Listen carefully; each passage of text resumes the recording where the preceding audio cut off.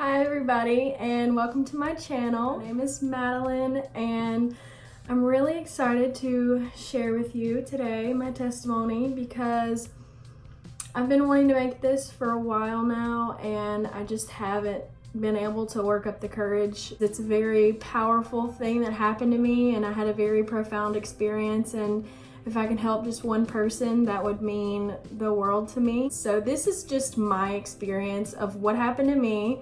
So I'm not encouraging the use of drugs by any means. Yeah, so let's just get into it.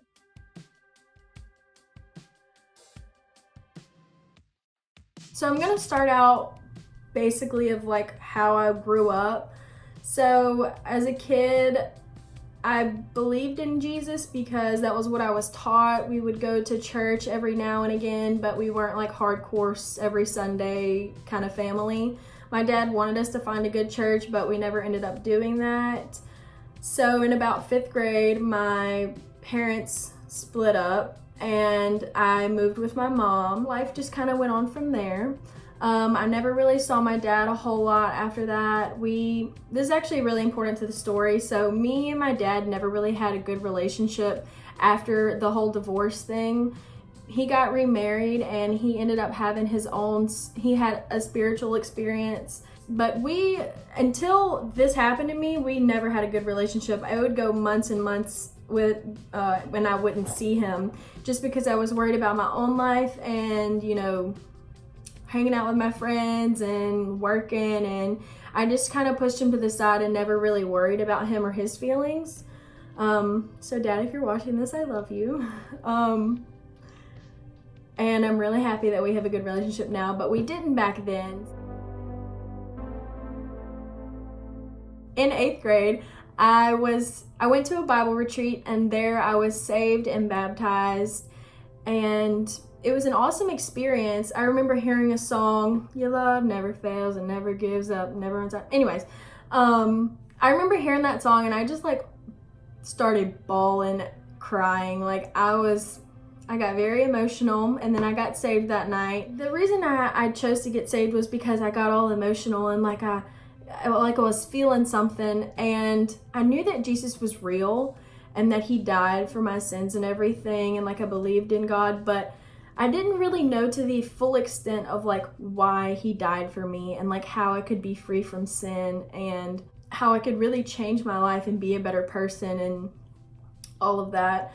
So I remember as soon as I left that weekend, all of us girls went to go eat, and I have a terrible memory, but I remember this. We went to Chili's and somebody walked in and I immediately said something about how they were fat or something like that. And I remember my mom saying, "Are you serious, Madeline? You just got out of Bible camp and you're already talking bad about people?" Something along those lines. And I was like, "Oh yeah, you're right." But it didn't really hit me deep in my heart. I didn't really realize yeah, you're right. What am I doing? So for the next few years, I literally didn't change at all, was still the same person.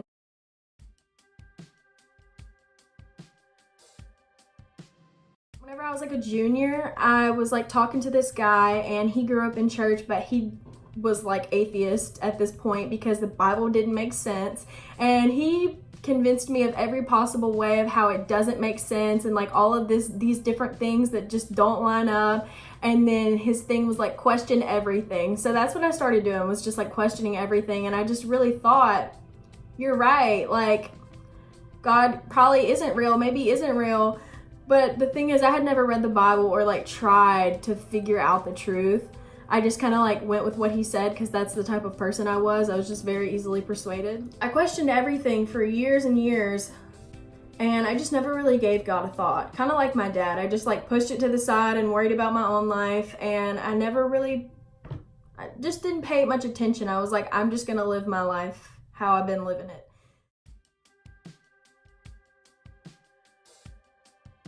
Okay, so this is where it starts, kind of. It's what happened. So I've always smoked weed since I was a sophomore. This had never happened before, but I was with my friend in Baton Rouge, and we were at this person's house and we hit dabs, and which, if you don't know what that is, it's wax, kind of like weed, but like a lot more higher intensity, I guess is how you'd put it. It's like real strong. Anyways, so we hit dabs, and then we go back to her house. So we're just like chilling, watching TV, and all of a sudden my brain just like washes over with like all of these crazy thoughts, and like it was like I was having an epiphany. That's what I called it. It was like a million, trillion, bajillion thoughts going through my head at one time, and I could not make it stop. It was the most overwhelming thing that I've ever experienced in my life. I didn't even know what to do. It was like I literally would just like bust out crying because like my brain was hurting. I was thinking of so many different things. And before you say anything, no, it was not laced. None of the drugs that I did were laced because I was always with somebody and this never happened to them. It was only me. So anyway, all of this stuff is happening to me and I'm having all these crazy thoughts, and I just get the urge to go in the bathroom and pray. My friend's like, "Are you okay?" And I'm like, "Yeah, I'm fine." And I go in the bathroom, I shut it, and I just get on my knees and I just start praying, and like my thoughts calm down and I feel a whole lot better. Like I said, I had never given God a thought, but in that moment, I just got the urge to pray, and that's what helped me and calmed me down. It wasn't all bad. It was like some things were making sense, and it was like oh my gosh, that makes sense. That makes sense. Like everything was just like clicking, and just about the most random things. I had like a pattern, like a routine. So I'd be on her bed, I'd have all these crazy thoughts, and then I'd go in the bathroom and I'd pray for a little bit, and I'd like calm down, and then I'd like go and I'd sit down in bed and I'd be like, "Okay, Mackenzie, listen, this is what's happening right now." And I would try to tell her, but then my mind would like go somewhere else. And so what I was gonna say, it was like I started to say something else, and then I started to say something else because my thoughts were still going so fast. It was like I couldn't focus on one thing. And I just started crying, and she started laughing at me because she didn't know what to do. She didn't know what was going on, and like I don't know either. Like I wasn't mad at her because it was weird. It was a crazy experience. And so then I'd just be like, "You know what? Never mind. And then I'd just sit there on the bed again, and I'd just start thinking about all this stuff again, and then I'd get the urge again, and I'd go and I'd pray, and then I'd go back and I'd try to tell her. And anyways, this happened for like 5 hours. I remember being in the bathroom one time, and she had this lamp that like changed colors, and I remember going, I was like, "God, if you're real, turn the lamp white right now." And it turned green, and I was so upset. I remember I was writing all of this stuff in my notes so that the next day I would remember and maybe it would make some sense to me, and I read my notes and it made no sense at all. I was like, "Oh my gosh, did I smoke crack last night? Like what happened?" It just like, it wasn't like, I told somebody about this and they were like, "Maybe it was tongues," and I was like, "No, it was real words. It wasn't a sentence. It just didn't make sense." So anyways, I had a few more of these experiences, but they weren't so intense, I guess because I had experienced it before and I kind of knew what to expect. But I also didn't hit dabs after that. I only like smoked weed. One time I was with the same friend, and we were at this person's house, and he had a snake, and I just was like, thought that like God was sending me a message that like this snake was like the snake in the Garden of Eden, and like I'm being tempted, and like I'm being deceived, and like it was weird. It was really weird. And he had a dog, and I would stare at the dog, and the dog would look at me, and like I felt like the dog was Jesus on the inside. Like I thought it was so weird. But these drugs weren't laced, I promise you, because my friend smoked the same thing and this did not happen to her. I don't understand either. I still don't understand. But anyway, and then we like watched the movie The Croods, and it was like God was talking to me, and like this is gonna, like I was gonna go and like live in a cave, and I was a cave woman, and like I don't know, all of it. It was like everything was so literal.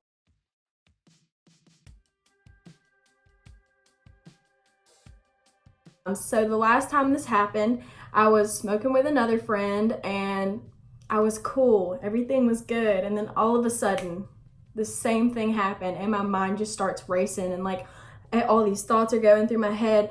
And he had the TV on, and it was on South Park, and it was the episode of Joseph Smith and like how he founded the Mormon Bible, and like if you don't know, he basically like found these stones in the wood and translated these stones into what now is like the Mormon Bible. And I was watching the TV and I was like, it was like I was supposed to go and find these stones and translate these stones and then like tell everybody that like Jesus is real and like this is the truth. I'm not a Mormon, by the way. Like, I don't know why, but it was speaking to me. Even the commercials, like there was a commercial about something about prostate cancer, and I thought that like maybe my dad had prostate cancer. Like, I don't know. I'd be sitting watching TV and I'd be like, and then I'd go in the bathroom and I'd pray, and then I'd go back and I'd watch the TV, and then I'd go back and I'd pray. And I did that for a while. Didn't go to sleep that night while my friend was over there passed out because this didn't happen to him. So I'm in the bathroom and I'm praying and like all of a sudden this voice speaks through me, and he said, you need to go and you need to see your daddy. He loves you and he misses you. And I was like, I just sat back and like thought about it, and I was like, oh my gosh. And from the first time this happened, I always wanted to call my dad and my mom and like tell them what was going on and stuff, but I just like didn't want to tell them that I was high. But I knew that like I was supposed to. So whenever that voice said that, I was like, okay. 4 a.m. I call my dad and I'm like, Dad, I'm a prophet. Look, I'm about to come over and I'm going to explain everything to you, but like I'm a prophet. God is talking to me right now through this TV. Like something about Joseph Smith in the Mormon Bible. I don't know, but like I'm going to come over and I'm going to explain everything. And he literally was like, okay. And I was like, okay, I'll see you in a little bit. Bye. And I get over there and I start trying to explain everything to him. And he's like, no, I don't. It really wasn't making sense, but it made sense in my head.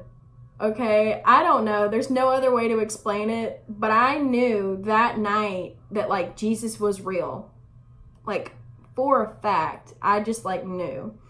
And the next few days, for 4 days, I had the Holy Spirit on a whole nother level. Like I'm talking about every single thing I looked at and heard and saw, every person I came in contact with, every song I heard, every commercial, everything made sense. It was like God was speaking to me. And I don't know, like I would like see a speed limit sign and I'd be like, yeah, that means something. Keep in mind, I'm sober at this point, and this happened for about 4 days.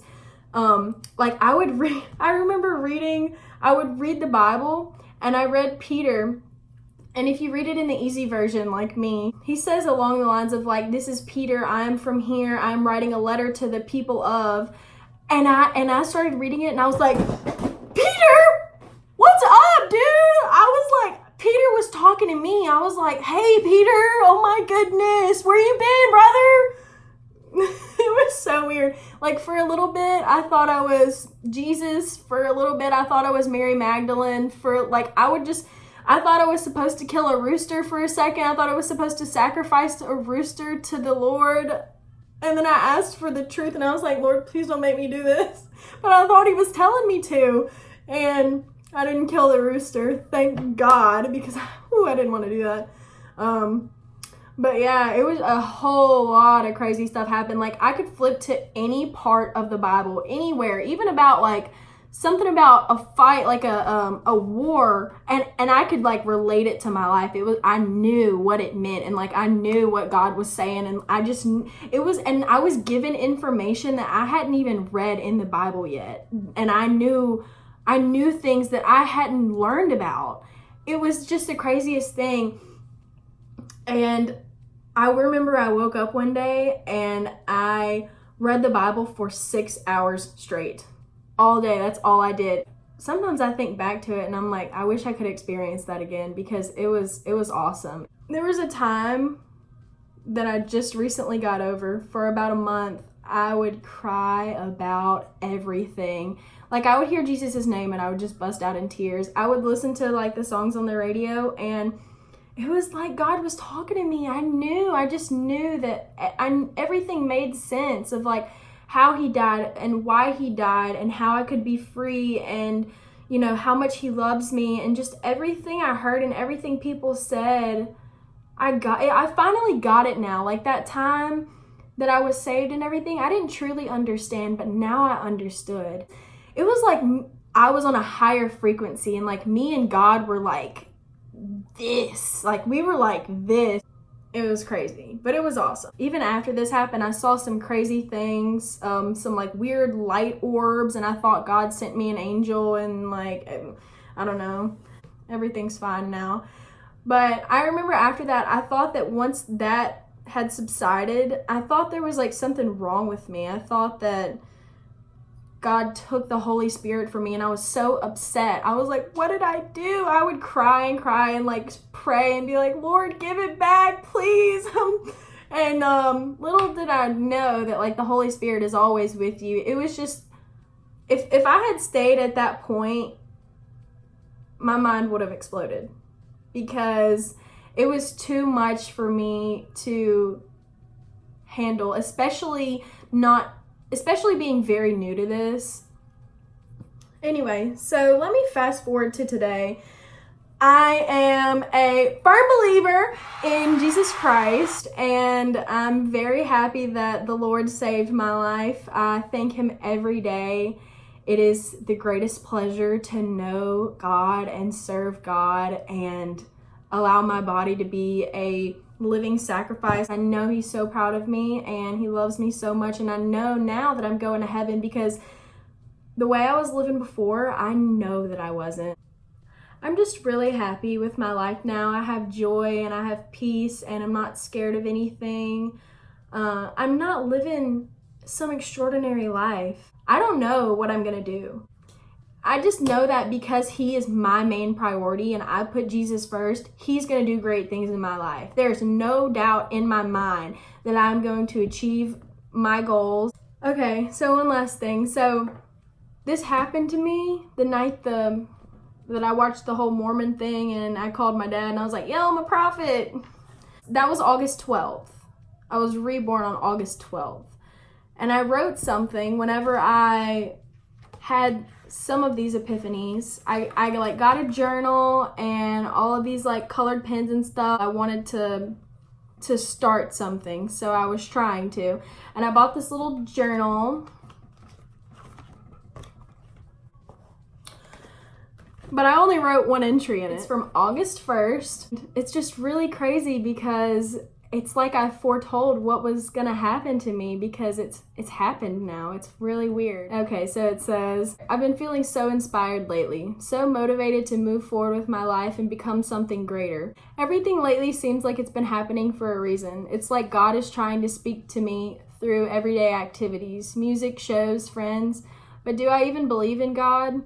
I'm really not sure, but I want to. I want there to be a greater power. I finally told Mom about how I've been feeling, my epiphany a couple months ago, all of my Come to Jesus podcast. I snapped Sydney to hang out with her so we could talk about YouTube. I'm feeling really confident about starting my channel now, as if I'm finally starting to execute things. Anyways, the rest is just about getting over my fear and stuff, and the podcast that I listen to and stuff like that. But it's just really funny how I was like, I want to believe in God. I want there to be a greater power. And now He's shown Himself to me, and it just really, really warms my heart that God did this for me, and that He knew that He felt that I was good enough, and that I could do something great for Him. And I just love Him so much. Like, I never understood what it meant for God to love you more, or for you to love God more than like you love your parents or like your sister or somebody like that. Like, these are people we've known for our entire lives. And after 2 weeks of reading God's word and praying to Him and just letting Him, feeling His presence, I knew that love. Like, I love Him so much, more than anybody in my life. I love Him so much. I've always thought the only thing I had was like being pretty, you know?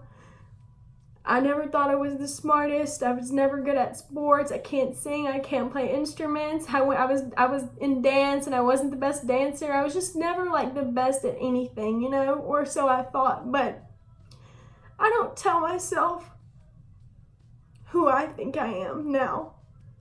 I let Jesus tell me who he thinks I am, because it's so much greater than what you think about yourself.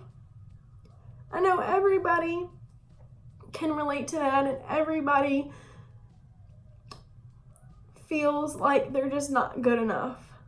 So if you struggle with that, I encourage you to just think about this with an open mind. If you're not a believer, if you're struggling with something, give it a chance, because I know the Bible just doesn't make sense to a lot of people. There's a lot of it that is just like, it'll say one thing here and then it'll say another thing here, and they just don't make sense. But I promise you, if you let Jesus into your heart first and accept that he's real, and then read it and pray and ask him for truth and for guidance, he will show you that he is real and what he says is right and true. And another thing I want to say for all of the unbelievers out there, a lot of people want to say, like, where's God? Where's God in this terrible world? You know, there's rapists and murderers and robbers, and there's terrible things happening in this world. And I know, like, there is, and they want to say, where's God at? You know, why is he letting all these bad things happen? He's here and he's watching. And I know we think that people aren't getting justice for the terrible things that are happening, and the people who deserve to be punished are not getting punished. And in this life, they might not, or right now, they might not. But let me tell you, he's watching, and he's gonna punish them way more than we could do.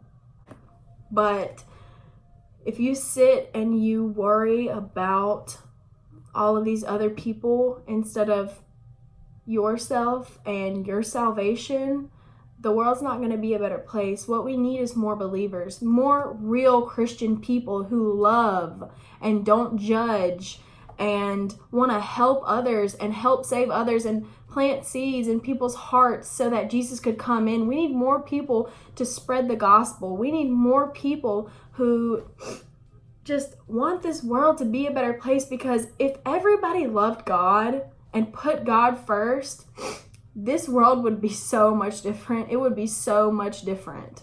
I just want to encourage everybody that if you haven't given your heart to Jesus yet, do it, because you won't regret it. He wants to love you. He wants to show you his great love, but if you don't ask him into your heart and you don't let him work in your life, he can't do that for you. He can cure depression and anxiety and all of the problems that are happening in your life. He will give you joy, not happiness and all of the material things that you have and having the best pair of shoes and all of this. He'll give you joy in your heart, so that no matter where you are, where you're at, or what you're doing, or who you're with, you'll be content and you'll be happy and you'll love your life.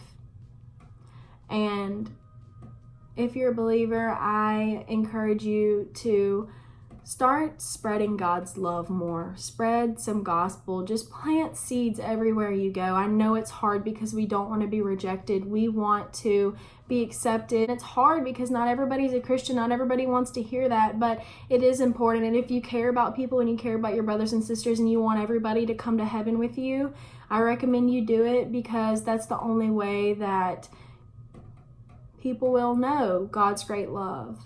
So, I think I got a majority of everything I wanted to say out. Hopefully this video makes it to the internet, because the first one didn't. But I just love everybody so much, and everybody that's watching this, I really hope that you got something from it. And even if you didn't, I still love you. And if you don't like this video, I still love you. It's fine. But I hope everybody has a great day, and hopefully I'll make another video. I don't know. We'll see. Bye.